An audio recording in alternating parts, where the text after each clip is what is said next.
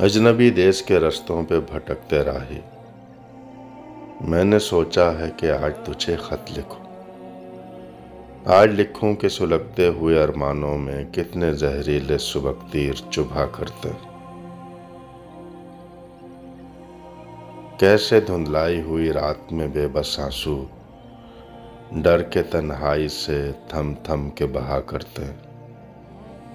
झुंझलाहट में तुझे भूलने की कोशिशें भी की, कैसे फिर लौट भी आने की दुआ करते। कैसे मासूम बिलखते हुए एहसानों से नाम ले ले के तेरा लोग हंसा करते हैं। ताने कसते हैं कई बार तेरी चाहत पर, रूह के एहसास को बदनाम किया करते हैं। और हम हैं कि बस हाथों से कलेजा थामे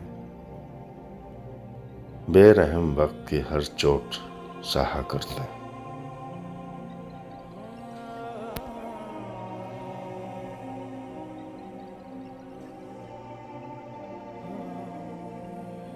बेरहम वक्त की हर चोट सहा करते,